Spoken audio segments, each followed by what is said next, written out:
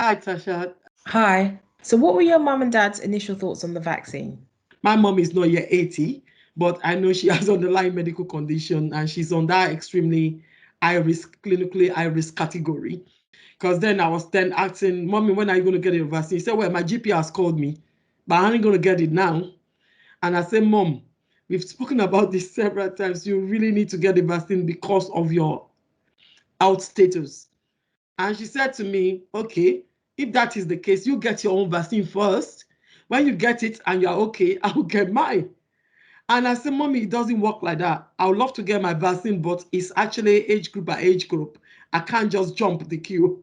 Both my mum and dad approached me separately, actually, but they both came to me to discuss the vaccine.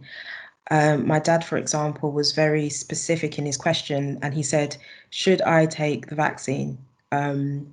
And my mum, on the other hand, she was quite upfront in saying that she wasn't taking the vaccine. She just told me upfront, "I'm not taking it. I'm not having it." And she had made her decision.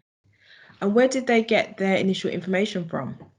Whenever she sees something on WhatsApp that is sort of like church related, religious related, or probably cultural related, that has something to do with the COVID vaccine, she sent it to me. What was your approach to the conversation?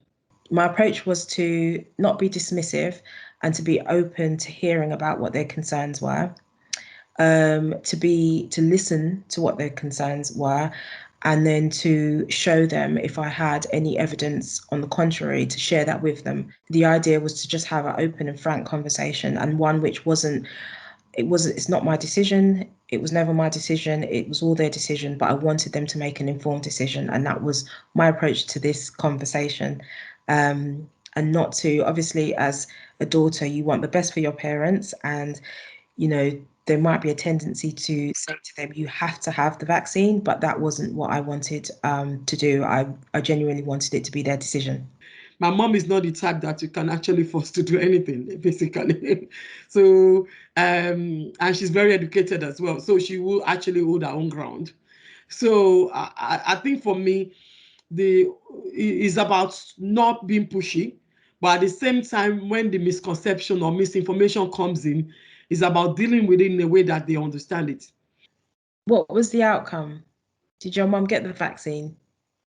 Afterwards, I think she became an advocate of it basically, and she was calling all her friends to say she's had a vaccine and it was okay.